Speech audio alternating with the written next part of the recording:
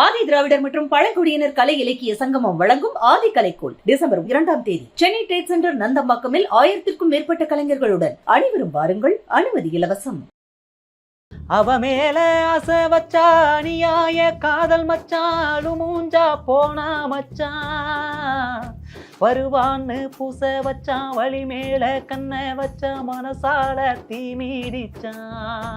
இப்போ இந்த நீயா நானா இப்போ இதுக்கு முன்னாடி வா தமிழாவா இதுல எல்லாம் நிகழ்ச்சியில பங்கெடுத்திருந்தீங்க. இந்த அனுபவங்கள்லாம் எப்படி இருந்தது? குறிப்பா நீயா நானா எப்படி? நீயா நானா ஷோவில் வந்துட்டு நல்லா தான் சார் பார்ட்டிசிபேட் நல்லா தான் பண்ணினேன். ப்ளஸ் ரேப் பாடுறவங்களும் நாட்டுப்புற பாடுறவங்களும் சொல்லிட்டு இருந்தாங்க. எல்லாமே ஒரு கண்டென்ட் வச்சு பண்ணிட்டு இருந்தாங்க. சரி நம்ம ஒரு கண்டென்ட் பண்ணலாமே அப்படின்றதால அப்புறம் நான் அதில் என்னோட சொந்த பாடல் நான் ஒன்று எழுதியிருக்கேன், நானாக மெட்டமைச்சு வரிகள் போட்டு நானும் எழுதியிருக்கேன், அந்த பாட்டு நான் பாடுறேன் அப்படின்னு சொல்லிட்டு சொன்னேன். அந்த பாட்டு பாடி காமிச்சதுக்கு அப்புறமா அவங்களால அதனால அதை ஈடு கொடுத்து பாட முடியல. அந்த பாட்டு பாடி மல்லிகைப்பூ வாசம் சுண்டி இழுக்குதடி ஓ முகத்துல தினமும் நான் முழுகுரண்டி நடு சாமத்துல ஓ நினப்பு தானடி. நீங்க எப்படி இந்த பாட்டு அப்படின்றதெல்லாம் தேர்வு செஞ்சீங்க? நான் எனக்கு சின்ன பிள்ளையில இருந்தே பாட்டுன்னா ரொம்ப இன்ட்ரெஸ்ட். திருவிழா நம்ம பொங்கல் இந்த மாதிரி டைமில் வந்துட்டா அப்போ நம்ம வெளிப்படுத்துவோம் இல்லையா, ஃபஸ்ட்டு அம்மா பாடல் தான் பாடினேன். அதுலேருந்து தான் நான் நல்லா பாடுவேன் அப்படிங்கிறதே எனக்குள்ள ஒரு டேலண்டே அப்புறமா தான் தெரிஞ்சுது. எனக்கு சப்போர்ட்டிங்னு சொல்ல போனீங்கன்னா எனக்கு யாருமே கிடையாது. உண்மையை சொல்லப்போனால் எனக்கு சப்போர்ட்டிங் யாருமே இல்லை. நானாக தான் ஹோட்டல்லலாம் வேலை செஞ்சு தான் அந்த காசை நான் சேமித்து. என்ன வேலையில்? ஹோட்டல் தான் சார், சப்ளை தான் சார் பண்ணேன். நான் எல்லாம் எடுத்தேன். ரொம்ப மனசை காயப்படுத்த மாதிரிலாம் நிறைய பேர் நான் பாடினாவே கொஞ்சம் நேரம் நான் பாடினாவே காசுலாம் தூக்கி போட்டிருக்காங்க. எனக்கு எவ்வளோ கஷ்டமா இருந்தது? அந்த மாதிரி ரொம்ப கஷ்டப்பட்டிருக்கேன் சார். அதை நினைச்சா எனக்கு கண்ணு தான் சார் கலங்கும். இந்த வாய்ப்புகள் கிடைக்கிறது எவ்வளோ சவாலா இருக்கு? வாய்ப்பே கிடைக்கல சார் உண்மையை சொல்ல போனா. இப்போ திருவிழா டைம்ல கோவில்ல நம்ம அங்கெல்லாம் இந்த மாதிரி எதுவும் பாடலாம். இப்போ நீங்க சொன்னீங்களே திருவிழாக்கள்ல பாடுறதுக்கான வாய்ப்பெல்லாம் கிடைக்கும் அப்படின்னா நிஜமாவே அங்க பாடினா அதுல ஒரு வருமானம்ன்றது என்னவா இருக்கும்? தட்டு தான் சார் கிடைக்கும். இந்த மாதிரி நிறைய வாய்ப்புகள் வேணும் அப்படின்னு நம்ம கேட்கும்போது எத்தனை பேரை அணுகிருக்கீங்க நீங்க? சார் நான் ஒரு 10 மியூசிக் மேலே தான் பார்த்துருப்பேன். ஒரு நாள் வந்துட்டு சரியான மழை, அந்த டைமில் வந்துட்டு மியூசிக் நான் பார்க்க தான் போயிருந்தேன். அங்கே போயிட்டு உள்ளே போகும்போது வாட்ச்மேன் ஆனால் எங்களை உள்ளேவே அலோவ் பண்ணலை. கொஞ்ச நேரம் வெயிட் பண்ணுங்கன்னு சொல்லிட்டு ஒரு காலையில் ஒரு 11 மணிலேருந்து அங்கே தான் வெயிட் பண்ணோம்.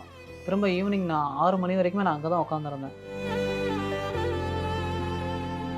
என்னடா இவ்வளோ கஷ்டப்பட்டும் இந்த அமையலன்னா வேண்டாம் அப்படியெல்லாம் நினச்சதுண்டா? வேண்டான்னு சொல்லி நான் விட்டதில்லை. இசையை என்றைக்குமே என்னை வாழ வைக்கும் அப்படிங்கிற நம்பிக்கை எனக்கு எப்பவுமே எனக்குள்ளே இருந்துட்டு தான் சார். இப்போ என்ன பெரிய ஒரு ஆசை அப்படின்னா அமரனுக்கு என்ன? எனக்கு என்ன பெரிய ஒரு ஆசைனா நான் ஒரு திரைப்படத்தில் பாடணும் சார். ஊரெல்லாம் முன் பாட்டு தான் உள்ளத்தை மீட்டுது, நாளெல்லாம் முன் பார்வைதான் இன்பத்தை கூட்டுது, நீ அல்லால் தெய்வம் வேறது. கலாட்டா வாய்ஸ் நேயர்களுக்கு வணக்கம். நான் சரவண ராம்குமார். இன்னைக்கு நம்மோட நாட்டுப்புற பாடகர் இசை அமரன் நம்மோட இணைஞ்சிருக்காரு. அவர்கிட்ட நிறைய விஷயங்களை பேசலாம். வணக்கம். வணக்கம் சார். எப்படி இருக்கீங்க? நல்லா இருக்கு சார். ஸோ பேசுறதுக்கு முன்னாடி ஒரு பாட்டோட ஆரம்பிச்சிடலாம்னு நினைக்கிறீங்க. அடிமாரி கொழுந்தே என் மனசுக்குள்ள ஓ வாசந்தே நான் வீசுதடி, நான் கவிஞன் அல்ல கண்ணதாசனும் இல்லை, உன்னை பார்த்ததுமே 2 நாம் புள்ள, நீ என்ன பண்ணி தோளச்ச என் மனச ரெக்க இல்லாமலே பறக்குறண்டி, நான் சுத்தி விட்ட வம்பரமா மயங்கி நின்று தலை சுத்தி இப்போ கிடக்குறண்டி, அடிமாரி கொழுந்தே என் மனசுக்குள்ள ஓ வாசந்தே நான் வீசுதடி, நான் கவிஞன் அல்ல கண்ணதாசனும் இல்லை, உன்னை பார்த்ததுமே 2 நாம் புள்ள. அருமையா இருக்குங்க. இப்போ இந்த பாட்டு வந்து எழுதுனதும் நீங்களேவா? இல்லை சார், நான் கம்போசிங் பண்ணி பாடினதுனால லிரிக்ஸ் எழுதுன வந்து கண்ணகி காப்பா எழுதுனாங்க. ஓ, இப்போ இப்போ இதோட இன்னொரு வெர்ஷன் பார்த்தலாம். அதாவது இப்போ வந்து உருகி உருகி ஒரு காதல் பாட்டா பாடுறீங்க. ஆ. பக்தி பாட்டு பயங்கரமா பாடுவீங்கன்னு கேள்விப்பட்டேனே. படம் சார். அதுலயும் ஒண்ணு பார்த்துலாமா? Okay sir. வினையின் பயனே பயனதனை, வினையின் பயனே பயனதனை வெறுத்து தரிக்க போகாதோ, வெய்யோன் உதயத்து எதிர்வனியும் விம்மி சுரந்து வளர்ந்திடுமோ, விம்மி சுரந்து வளர்ந்திடுமோ, நினையும் நினைப்பும் அதற்காதி நீயும் உனது பதியோனும் நிசமாயனது வசமானால் நில்லாது எந்த வினையும், எனது வசமானால் நில்லாது எந்த வினையும், தனையே அறிந்தால்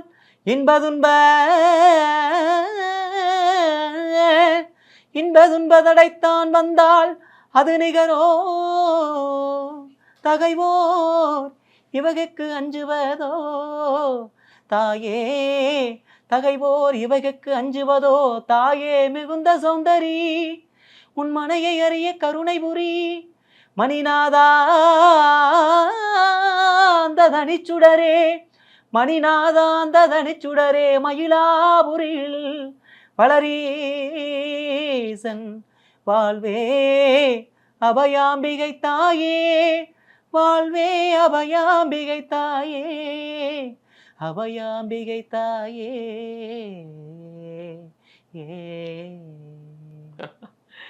காதல் ஒரு எக்ஸ்ட்ரீம்ல இருக்குன்னா பக்தி வேற ஒரு எக்ஸ்ட்ரீம்ல இருக்கு. எப்படி ரெண்டுமே பேலன்ஸ் பண்ண முடியும்? எல்லாமே பாட முடியும் அப்படிங்கிற ஒரு நம்பிக்கை தான் சார். இப்போ இந்த நீயா நானா, இப்போ இதுக்கு முன்னாடி வா தமிழாவா இதுல எல்லாம் நிகழ்ச்சியில பங்கெடுத்திருந்தீங்க. இந்த அனுபவங்கள்லாம் எப்படி இருந்தது? குறிப்பா நீயா நானா எப்படி இருந்தது? நீயா நானா ஷோவில் வந்துட்டு நல்லா தான் சார் பார்ட்டிசிபேட் நல்லா தான் பண்ணினேன். ப்ளஸ் ரேப் பாடுறவங்களும் நாட்டுப்புற பாடுறவங்களும் சொல்லிட்டு இருந்தாங்க. எனக்கு எதுவும் ஒரு கண்டென்ட் வராதா அப்படின்னு யோசிச்சுட்டே இருந்தேன். சரி. நம்ம ரொம்ப நேரமாக உட்காந்துருந்தேன். ஏதோ ஒரு கண்டென்ட் தர மாட்டாங்களா, மைக்கு நமக்கு கொடுக்க மாட்டாங்களா, பாட மாட்டோமான்னு ரொம்ப ஆர்வமாக இருந்தேன்.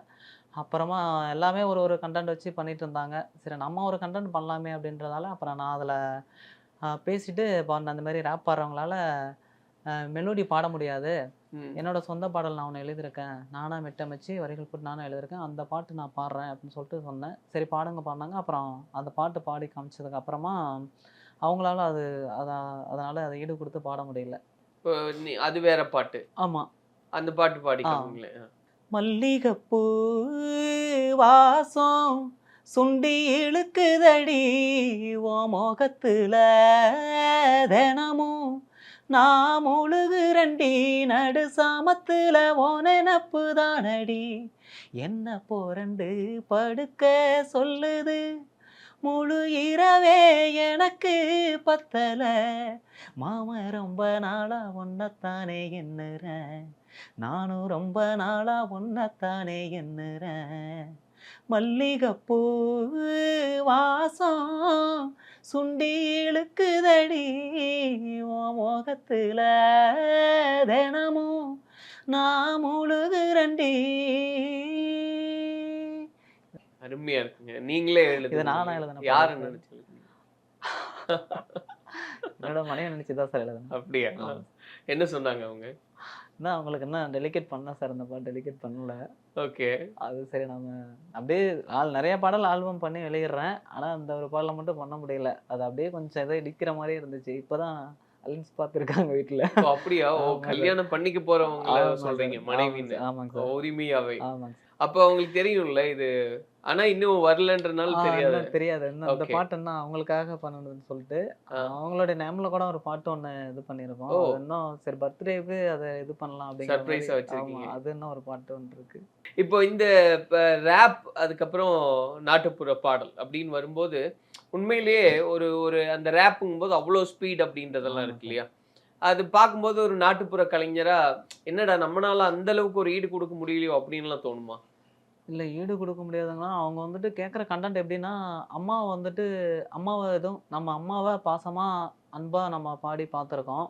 ஆனால் அவங்க என்ன சொல்கிறாங்கன்னா ரேப் பாடுறவங்க வந்துட்டு அம்மாவை வேற மாதிரி அதான் வந்து வார்த்தை திட்டுற மாதிரி எனக்கு எதுவும் செய்யலை பண்ணலை அப்படிங்கிற மாதிரி கண்டென்ட் ஒன்று சொல்லியிருந்தாங்க. ஓகே.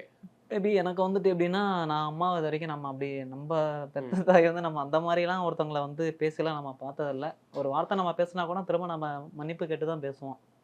அந்த இதில வந்துட்டு என்னால எதுவும் பண்ண முடியல. என்னால எதுவும் பண்ண முடியலன்னு எனக்கு அம்மாவ பத்தி நம்ம எப்படி திட்ட முடியும்? ம். நம்ம பாடலாம். அம்மாவ பத்தி புகழ்ந்து பாடலாம். அதனால அந்த ஒரு கன்டென்ட் என்னால அத இது பண்ண ஓகே. முடியல. ஆனா இப்ப நான் கேட்கறது ஸ்பீடு பொறுத்து நான் கேட்கிறேன். ம். இப்ப ரேப்னாலே வந்துட்டு எவ்வளவு வேகமா அடுத்தடுத்த வார்த்தைகள கோர்த்து அடுக்கிட்டே போற ஆ, மாரி இருக்கும். ஆ. இப்ப நாட்டுப்புறத்துல அந்த மாரி ஒரு பாட்டு அப்படின்றது இருக்கா? இருக்கு சார். நம்ம ஸ்பீட் பாடுன நம்ம டெம்போ மேல ஏத்தி பாடுறது தானே. நீங்க ஒரு டெம்போ ஏத்துங்க பார்க்கலாம். அடி பொன்னத்தான் மனசுல நினைச்சிருந்தேன் என் உள்ளத்துல ஒன்னத்தான் விதைச்சிருந்தேன் உன் கண்ட மீன் பார்வை என்ன கிறங்க வைக்குதடி உன் வாழை மீன் கூந்தல் ஒரு வரம் கொடுக்குதடி உன் கண்ட மீன் பார்வை என்ன கிறங்க வைக்குதடி உன் வாழை மீன் கூந்தல் ஒரு வரம் கொடுக்குதடி அடி பொன்னத்தான் மனசுல நினைச்சிருந்தேன் என் உள்ளத்துல ஒன்னத்தான் விதைச்சிருந்தேன் அடி பொன்னத்தான் மனசுல நினைச்சிருந்தேன் என் உள்ளத்துல ஒன்னத்தான் விதைச்சிருந்தேன். சோ இப்ப இந்த இந்த நிகழ்ச்சிக்கு முன்னாடி ஏற்கனவே வந்து வா தமிழா வாழ் பேசும்போது வந்து கானாவுக்கும் நாட்டுப்புற பாடல்களுக்கும் அப்ப அதை எப்படி அதுக்கும் ஈடு கொடுக்க முடியுமா நாட்டுப்புற பாடல்னால? பண்ணலாம் சார். அதுல எல்லாமே 2மே கன்னடம் தான். ஆனா நான் 2மே இதுல பார்த்தீங்கன்னா, எதையுமே குறை சொல்ல முடியாது. ஆனா நாட்டுப்புறத்த வந்து ஆதியிலிருந்தே வந்தது சார் நாட்டுப்புறம் இது வந்துட்டு. நம்ம தானாவே ஒரு இட்டு கட்டி ம். ஆ நாத்து நடுறதுக்கோ, இல்ல அம்மாவ பத்தி பாடுறதுக்கோ, நம்ம காதல வெறுத்து பாடுறதுக்கோ, அதுக்கான கன்டென்ட்டுக்கான பாட்டு நெறைய இருக்குது. நம்ம நாட்டுப்புறத்திலேயே நெறைய இருக்கு. இல்ல நான் கேட்கிறது அந்த கானா டோன்ல வர மாதிரியான பாடல்களும் வந்து நாட்டுப்புற பாடல்ல பாட முடியும். கானா டோன்ல அப்படிங்கிற மாரினா, பாடலாம். ஆனா அதுவரைக்கும் நான் ட்ரை பண்ணனதில்ல. ஓகே. இதுவரைக்கும் அந்த ட்ரை மாரி பண்ணது. ட்ரை ஆனா அது பண்ண பண்ணதில்ல. முடியும். அந்த முடியும். விதவிதமா சோப்பு, சீப்பு பாடுவேன். அந்த மாரிலாம் தேவா பாடுறதெல்லாம் இருக்கும் இல்லையா? பாடுவேன் சார். நாங்க எல்லாமே பாடுவோம் சார். ஓகே. சோ இது இது ஒரு பக்கம். நீங்க எப்படி இந்த பாட்டு அப்படின்றதெல்லாம் தேர்வு செஞ்சீங்க? நான் எனக்கு சின்ன பிள்ளையில இருந்தே பாட்டுன்னா ரொம்ப இன்ட்ரெஸ்ட். எங்க மாமா நல்லா பாடுவாங்க. ப்ளஸ் ஆ. எங்க அம்மாவும் பாடுவாங்க. ஓ! கேட்டுருக்கேன். அதுல அப்படியே சின்ன பிள்ளை கேட்கும்போது நம்ம இல்ல பாடுவாங்கன்னா கலைஞர்களா இருந்தா மேடையில மாமா வந்து பாடுவாங்க. மேடையில பாடுவாங்க. ஆனா அந்த அளவுக்கு மாமா ஃபேமிலியரா இல்ல. ஓகே. ஏதோ மாமா பாடுவாங்க. ஆனா மாமா பாடுறதால எனக்கு பாடல்லாம் சின்ன பிள்ளைல இருந்து கேட்கும். அது மாரி திருவிழா நம்ம பொங்கல் இந்த மாரி டைம்ல வந்துட்டா, அப்ப நம்ம வெளிப்படுத்துவோம் இல்லையா? ம். அந்த டைம்ல தான் எனக்குள்ள ஒரு திறமை இருக்கு. நம்ம பாடுவோம்னு சொல்லிட்டு அப்ப மேடையில வந்து நான் ஃபர்ஸ்ட்டு அம்மா பாடல் தான் பாடுனேன். ஆ. அதுலருந்து தான் நான் நல்லா பாடுவேன் அப்படிங்கிறதே எனக்குள்ள ஒரு டேலண்டே அப்புறமா தான் தெரிஞ்சது. இப்ப வந்து இத ஒரு தொழிலாவே மாத்திக்கலாம் அப்படின்னு முயற்சி பண்ணீங்களா? ஆமா சார். நான் ஃபர்ஸ்ட்டு வீட்ல இத பத்தி சொன்னேன். அத பெருசா எடுத்துக்கல. சரி பாட்டு தானே அதுல என்ன வரப்போகுது அப்படிங்கிற மாரி. ஆனா எனக்குள்ள வந்துட்டு நம்மளுக்கு பாட்டு தான். எனக்கு சப்போர்ட்டிங்ன்னு சொல்ல போனீங்கன்னா, எனக்கு யாருமே கிடையாது. உண்மைய சொல்லப்போனா. எனக்கு சப்போர்ட்டிங் யாருமே இல்ல. நானா தான் ஹோட்டல்லலாம் வேலை செஞ்சு தான் இந்த மியூசிக் கிளாஸே 1 இயருக்கு ஒரு ஓ! ரூ. 30 பெரம்பலூர்லேருந்து நம்ம ஊருக்கு ஒரு 30 கிலோமீட்டர் டிஸ்டன்ஸ். ஆனா எனக்கு உதவி செய்ய சொந்தக்காரங்கலாம் யாருமே எனக்கு இது பெரம்பலூர்ல பண்ணல. இருந்து எந்த ஊர் நீங்க? பசம்பலூர் சார் சொந்த ஊரு. சரி. ஒரு ரூ. 30 என்னால போயிட்டு வரதுக்கு அப்ப யாருமே எனக்கு ஹெல்ப் பண்ணல. எல்லாமே நாங்க மிடில் கிளாஸ் ஃபேமிலி தான். நாங்க 5 பேர் வீட்ல. 3 அக்காங்க, நாங்க 2 பசங்க. ம். அப்படி இருக்கக்குள்ள நாங்க ரொம்ப கஷ்டப்படுற ஃபேமிலி தான். ஒரு ரூ. 30 போயிட்டு வரதுக்கு அட்மிஷன் போட்டு வந்துட்டேன். மியூசிக் கிளாஸ் போயிட்டு 10th முடிச்சுட்டு அட்மிஷன் போட்டு வந்துட்டேன். மறுநாள் போறதுக்கு எனக்கு அமௌண்ட் இல்ல. என்கிட்ட பைசா இல்ல. பஸ்ஸுக்கு போறதுக்கு எனக்கு பைசா இல்ல. அதனால 1 இயரா நான் விட்டுட்டேன். அந்த அமௌண்ட் குடுக்குறதுக்கு எனக்கு யாருமே இது பண்ணல. அப்புறமா சரி நம்ம மத்தவங்கள்ட்ட நம்ம அந்த காசு கேட்கறது நம்ம உழைச்சு நம்ம அந்த காச வச்சுக்கலாம்னு சொல்லிட்டு, யார்ட்டயுமே நம்ம கேட்க தேவையில்ல பாருங்க. அதனால திரும்ப ஹோட்டல்ல வேலை செஞ்சு, அந்த காச நான் சேமிச்சு, என்ன வேலையில செஞ்சீங்க? ஹோட்டல் தான் சார் சப்ளை தான் சார் பண்ணேன். நான் இலைலாம் எடுத்தேன். ம். சப்ளை பண்ணி அதுல வர அப்பா என்ன கேட்பாங்க. ஆ இல்ல இப்போ உங்களுக்கு சொல்லும்போதே சப்ளை தான் பண்ணேன், இலையெல்லாம் எடுத்தேன்னு சொல்லும்போதே ஒரு தயக்கம் இருக்கு இல்லையா? ஆமா சார். இந்த வேலையும் தப்பில்ல. ஆனா ஒரு தயக்கம் இருக்கு. அத என்னால புரிஞ்சுக்க முடியுது. ஆனா அப்ப எப்படி இருந்ததுங்க? நம்ம கஷ்டமா ஒரு தான் சார் இருந்துச்சு. அப்ப நான் எடுப்பேன். இலையெல்லாம் எடுக்கும்போது இது வந்து எடுலாம் சொல்லி ஒரு மாரியா பார்ப்பாங்க. நான் அப்ப சின்ன பையனா தான் இருப்பேன். நான் சொல்றது வந்து எனக்கு 15 வயசு தான் இருக்கும். அப்பதான் நான் அந்த இதுக்கே போயிருந்தேன். சொந்தக்காரங்க நெறைய பேர் வந்து எனக்கு யாருமே உதவிக்கெல்லாம் யாருமே வரல. நானும் அத பெருசா எடுத்துக்கல. நம்மளுடைய இதுக்கு நம்ம தான் பார்த்துக்கணும்னு சொல்லி ஹோட்டல்ல வேலை செய்வேன். அப்ப செய்யும்போது வரவங்க பார்த்துட்டு என்னப்பா பண்ற? என்ன செய்றேன்னு சொல்லி கேட்பாங்க. வேலை தான் செய்றேன். படிக்கிறதுக்காக தான் வேலை செய்றேன். அப்போ வந்து நீலாம் படிக்கிற வயசுல வேலை செய்றியா? நீலாம் என்ன பண்ண போற? அப்படின்னு சொல்லலாம் என்னைய ரொம்ப காயப்படுத்திருக்காங்க என்னைய ஓ! சின்ன பிள்ளையில. அப்ப நான் சொல்லுவேன், நான் படிக்கிறதுக்காக தான் இந்த இதுக்காக நான் வேலைக்கு வந்திருக்கேன். அப்ப அந்த சூப்பர் சிங்கர் இந்த மாரி இதெல்லாம் அப்ப டிவில பார்ப்பேன். அது பார்க்கக்குள்ள நம்மளும் இதில பார்ட்டிசிபேட் பண்ணலாம் அப்படின்லாம் எனக்கு ஆசை வரும். சின்ன பிள்ளையில. பார்ட்டிசிபேட் பண்ண அப்போ சொல்லுவாங்க, "நீலாம் என்ன பெரிய பாடகரா ஆயிர போறியா?" அப்படிங்கிற மாரிலாம் என்னைய நெறையா ரொம்ப மனச காயப்படுத்த மாரிலாம் நெறைய பேர் நான் பாடுனாவே கொஞ்சம் கொஞ்ச நேரம் நான் பாடுனாவே காசெல்லாம் தூக்கி போட்டுருக்காய்ங்க. வீட்லயே எங்க சித்தி பசங்க மக்களுமே விளையாட்டுக்குமே அத பண்ணுவாங்க. ஆனா, அது எனக்கு அதெல்லாம் எனக்கு ஒரு ஒரு இதுவா தான் நான் எடுத்துக்கிட்டேன். சரி நம்ம இத விட நம்ம முயன்று வரணும். அவங்கன்னா அத விளையாட்டா எடுத்தான்னு இப்ப சொல்றாய்ங்க. நான் இப்ப நல்லா பாடுறேன், பண்றேங்கிறதெல்லாம் ஒரு இதுல சொல்றாங்கன்னா, நான் ஆரம்ப ஸ்டேஜ்ல வளர்ந்து வரக்குள்ள அது எனக்குள்ள எவ்வளவு நெறைய கஷ்டமா இருந்தது அந்த மாதிரி? ரொம்ப கஷ்டம் சார். அத ஒரு ஒரு நேரம் நான் ஃபீல் பண்ணுவேன் சார் நெனச்சு. நம்ம அப்படிலாம் இருந்தோமே, அப்படிலாம் பண்ணோமே. நம்ம ரொம்ப நான் கஷ்டப்பட்டுருக்கேன் சார். அத நெனச்சா எனக்கு கண்ணு தான் சார் கலங்கும். அந்த தடைகள்லாம் ரொம்ப நான் தாண்டி நம்ம வந்திருக்கேன். கூட இருக்கிறவங்களே இந்த மாதிரி எல்லாம் ஆமா நடந்துக்கிறாங்க. பண்ருக்காங்க சார். என்னை வளர விடக்கூடாதுங்கிறது நெறைய பண்ணாய்ங்க. இந்த மாரி ஒரு இடத்துக்கு நான் சான்ஸ் கேட்டு போனாலுமே, அங்க நான் நல்லா பாடுவேன். அங்க நான் போனேன்னா, ஆனா எனக்கான இது அங்க கிடைக்காது. அது மாரி நெறையா கஷ்டப்பட்டுருக்கேன் சார் நானு. ஹோட்டல்ல வேலை செய்யும்போதே இல்ல ரொம்ப இப்படியான கஷ்டம் ஒரு தான். சூழ்நிலை வரும்போது நமக்கு ஒரு மனசு விட்டுரும் இல்லையா? என்னடா இவ்ளோ கஷ்டப்பட்டும் இந்த அமையலன்னா வேண்டாம். அப்படியெல்லாம் நினைச்சதுண்டா? இல்ல சார் நான் வேண்டாங்கிறத நான் விட்டதே இல்ல சார். பாட்ட பொறுத்தளவுக்கு நாம எப்படியாவது வேலை செஞ்சாவது நம்ம அத கத்துக்கணும் அப்படிங்கிற ஒரு எண்ணம் மட்டும் தான் எனக்குள்ள இருந்துச்சு.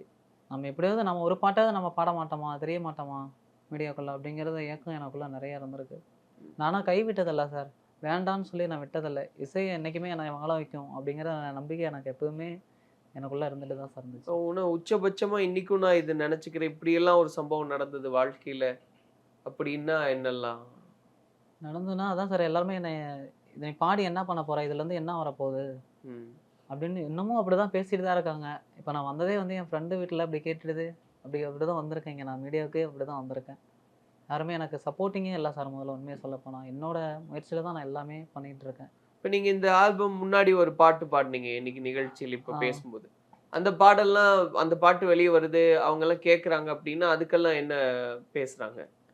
அது கேட்கும்போது அதான் ஆரம்பத்துல நம்மளுக்கு ஹெல்ப் பண்றதுக்கு யாருமே இல்ல. அந்த பாட்டெல்லாம் நான் இது பண்ண இப்ப நான் நல்லா இருக்கு, நல்லா பாடுறேன்னு சொல்லி கேட்கறாங்க. இப்ப என்ன சொல்றாங்க, நான் அதிகமா சம்பாரிக்கிறேன் ம். அப்படின்ற மாரி சொல்லி இப்ப பேசுறாங்க. வந்து அந்த மாரி பேச இப்ப ஆரம்பிச்சுட்டாங்க. நீ அதிகமா சம்பாரிக்கிற, உனக்கு திமிரு வந்துடுச்சு, ஓ! நீ மதிக்க மாட்டேங்கிற அ. அப்படிங்கிற மாரி பேசுறாங்க. எவ்வளவு சம்பாதிக்கிறீங்கன்னு இல்ல நெனைக்கிறாங்க? ஒண்ணும் இல்ல சார். இல்ல எவ்வளவு நான் தோராயமா ஆ சொல்லுவாங்கல்ல? YouTubeல மில்லியனுக்கெல்லாம் அதான் இந்த மரிக்குழுந்தேன்னு ஒரு பாடல் பாடுனேன் இல்லைங்களா? ஆ, அதுக்கு மில்லியன் போயிருக்கு. ஆ. 3 மில்லியனுக்கு மேல போயிருக்கு. சரி. ஆ அதனால அதுல அந்த மில்லியன் கணக்கெல்லாம் கணக்கு வச்சுலாம் இவ்வளோலாம் சம்பாதிச்சிருக்க, நீ இவ்வளோலாம் எவ்வளவு வச்சிருக்கன்றது வீடு, வாசல், கப்பல்லாம் வாங்கிட்டீங்க? அப்படிங்கிற மாரிலாம் பேசுவாங்க சார். அப்படியெல்லாம் பேசுறாங்களா? சரி. இதனால என்ன நீ எல்லாமே வச்சிருக்க. உனக்கு தனியா ஒரு அக்கவுண்ட் வச்சிருப்ப. இது பண்ணிட்டு இருப்ப. ஆனா, இதுக்குள்ள எவ்வளோ காசு இருக்கு, இல்லங்கிறதுக்கு வந்து நமக்குள்ள இதுல ம். புலங்குறவங்களுக்கு தான் நமக்கு தெரியும். இப்ப ஆனா நீங்க சொன்ன மாரி இந்த வாய்ப்புகள் கிடைக்கிறது எவ்வளோ சவாலா இருக்கு? ஏன்னா இந்த மாரி ஒரு மேடை ஆகட்டும், இல்ல ஒரு வாய்ப்பாகட்டும், இந்த மாரி கிடைக்கிறதே எவ்வளோ பெரிய சவாலா இருக்கு? வாய்ப்புகள்ங்கக்குள்ள எனக்கு வந்துட்டு வாய்ப்பே கிடைக்கல சார் உண்மைய சொல்லப்போனா. இப்ப திருவிழா டைம்ல, கோவில்ல நம்ம அங்கலாம் இந்த மாரி எதுவும் பாடலாம். ம். மத்தபடி மீடியாங்கக்குள்ள நான் ஓனா எழுதி பாடுவேன். இப்ப சினிமா பாடலும் நான் பாடுவேன். எல்லா விதமா பாடலும் நான் பாடுவேன். ஆனா எனக்கான எனக்கு பாதை கிடைக்கவே இல்ல. பிளாட்ஃபார்ம் எனக்கு இன்னமும் கிடைக்கவே இல்ல. ஏதோ ம். ஒரு படத்துல பாடுனாலாவது நம்ம அந்த பேர வச்சு கச்சேரி போய் சம்பாரிக்கலாம். அதுவும் எனக்கு இல்ல. ஆனா பாடியிருக்கோம். ட்ராக் தான் பாடியிருக்கேன். ஆனா இன்ன வரைக்கும் ஆல்பம் பாடுனதெல்லாம் நம்ம செலவு பண்ணி தான் அத பாட்ட நான் ரிலீஸ் பண்றேன்.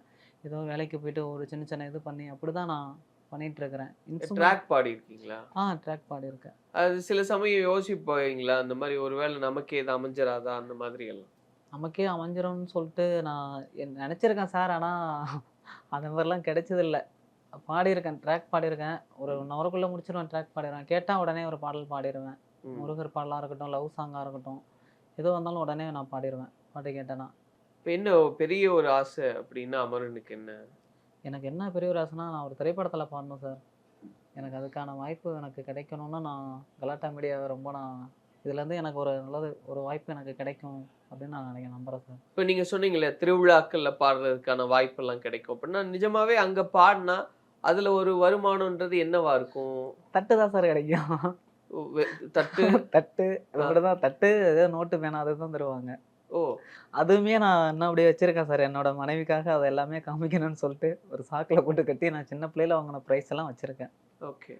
அது பிளைட் இது அந்த மாரி தான் சார் ஒரு சின்ன தட்டு அந்த மாரி தான் தருவாங்க. இல்ல அது வந்து சின்ன வயசுல பாடி ஆ. அந்த போட்டிக்கெல்லாம். இப்போ ம். நீங்க வேற மேடைகள்ல அந்த மாரி திருவிழாக்கள் எல்லாம் பாடுறது அது உண்டா? திருவிழாக்குள்ள அப்படி போனோம்னா அதிகமா கூப்பிட மாட்டாங்க சார்.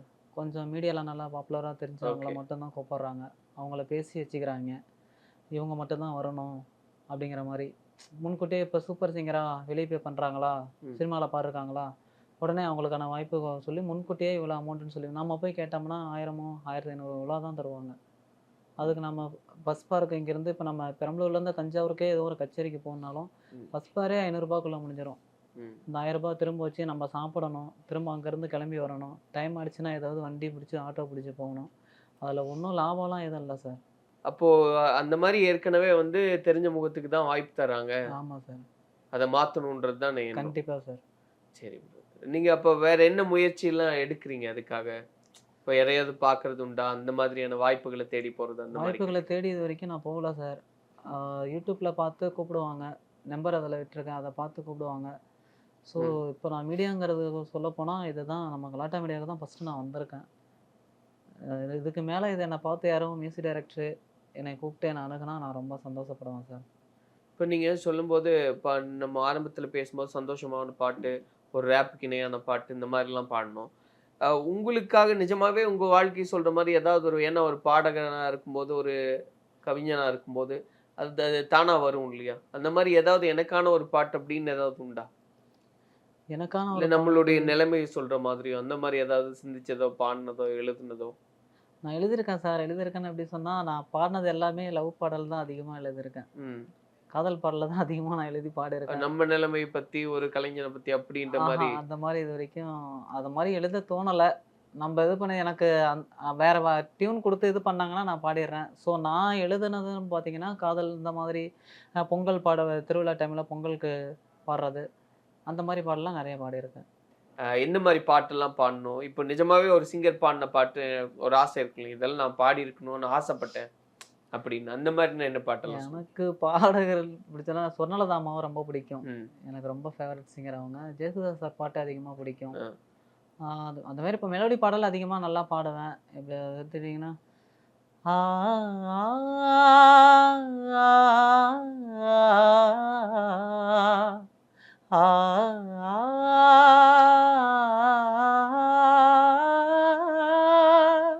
ஆ,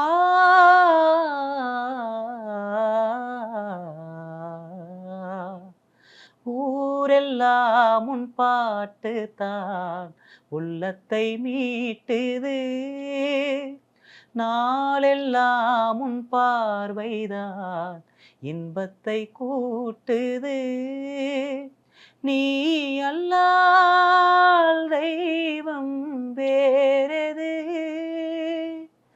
நீ என்னை சேரும் நாளெது, ஓய் ஊரெல்லாம் உன் பாட்டு தான் உள்ளத்தை மீட்டுது, நாளெல்லாம் உன் பார்வைதான் இன்பத்தை கூட்டுது. இப்போ போக்கு இந்த மாதிரி வேற ஏதாவது பாட சொன்னா சினி சாங்ல டியாலோ டியாலோ டியாலோ டியாலோ டியாலோ டியாலோ அவ மேல ஆசை வச்சா நியாய காதல் மச்சான் மூஞ்சா போனா மச்சான் வருவான்னு பூச வச்சான் வழி மேல கண்ணை வச்ச மனசால தீ மீதிச்சான் ஒரு கண்ணாடி கண்ணால உடஞ்சான் அவன் நெஞ்சோட நெஞ்ச வச்சு கடைஞ்சான். ஓகே. இந்த மாதிரி பாடல்கள் சினி சாங்ல நிறைய பாடுவேன். சொல்லிட்டேன் எனக்கு கிராமியம் மட்டும்தான் அப்படிங்கிற மாதிரி இல்லை, எல்லா இடமும் நான் பாடுவேன். இந்த மாதிரி நிறைய வாய்ப்புகள் வேணும் அப்படின்னு நம்ம கேட்கும்போது எத்தனை பேரை அணுகியிருக்கீங்க நீங்க? நிறைய மியூசிக் டைரக்டர்ஸ் பார்த்தீங்களா? சார் நான் ஒரு 10 மியூசிக் டைரக்டர் மேலே தான் பார்த்துருப்பேன். 10? 10க்கு மேலே தான் நான் பார்த்துருப்பேன். ஓகே. திரைப்பட மியூசிக் டைரக்டர் நிறைய பேரை பார்த்துருக்கேன், சந்திச்சிருக்கேன். நிறைய ஸ்டூடியோ ஒரு 50க்கு மேலே ஸ்டூடியோவுக்கு மேலே தான் நான் போய் ரெக்கார்டிங் போயிருப்பேன், பாடியிருப்பேன். அங்கே எல்லாத்துக்குமே நான் வாய்ஸ் டெஸ்ட் கொடுத்துட்டு தான் வந்திருப்பேன். நான் சொல்கிறேன்னு சொல்லுவாங்க, அதுக்கப்புறம் எதுவுமே சொல்ல மாட்டாங்க.